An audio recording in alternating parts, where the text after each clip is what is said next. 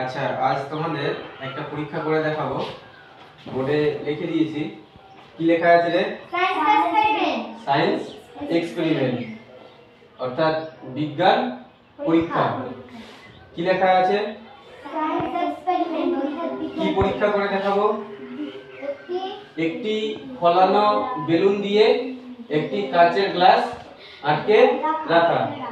তাহলে এটা একটা ফলানো বেলুন আর এটা কাচের গ্লাস।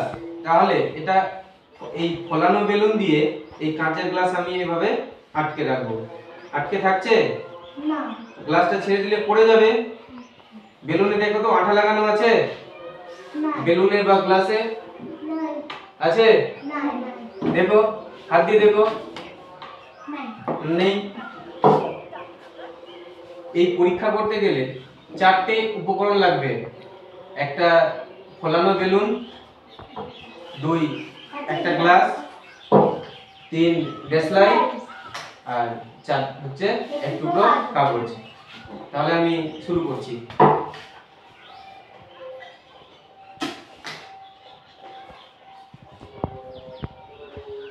কাগজটাকে কি করলাম? ধরিয়ে নিলাম, আগুন ধরিয়ে দিলাম, তারপরে গ্লাসের মধ্যে ঢুকিয়ে দিলাম। এবার আগুনটা যখন নিভে যাবে তখন বেলুনটা গ্লাসের উপর চাপা দিয়ে দেব।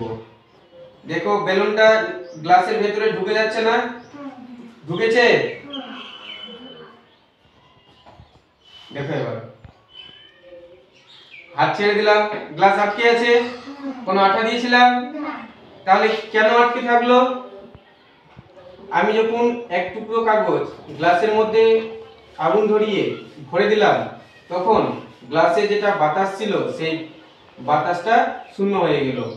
কাঁচের মধ্যে বায়ু শূন্য হয়ে গেল। গ্লাসের মধ্যে কাঁচের কাগজের টুকরো যখন পুড়িয়ে ভরে দিলাম সেখানকার বাতাস গরম হয়ে গেল। গরম হয়ে সেখান থেকে বেরিয়ে গেল এবং সেখানে কিছু অক্সিজেন ছিল, সেই অক্সিজেনটা পুড়ে গিয়েছে, সেখানে বায়ু শূন্য হয়ে গিয়েছে। আর নিচে আছে গরম বাতাস আর উপরে আছে বেলুনের মধ্যে শীতল বাতাস, ঠান্ডা বাতাস। তাহলে বেলুনের চাপ বেশি আছে, বেলুনে ভারী বাতাস আছে বাইরে। তাহলে বায়ু সব সময় উচ্চচাপ থেকে নিম্নচাপের দিকে প্রবাহিত হয়। বেলুনে আছে উচ্চচাপ, গ্লাসে আছে নিম্নচাপ। তাহলে বায়ু উচ্চচাপ থেকে নিম্নচাপের দিকে আসছে, কিন্তু গ্লাসের উপরে দেওয়া আছে বেলুন বলে বাতাস ঢুকতে পারছে না, বলে বেলুনটাকে ভেতরের দিকে টেনে নিচ্ছে। এটাই, এই যে দেখো ছুটছে না, ছুটছে, ছুটে পড়ছে না।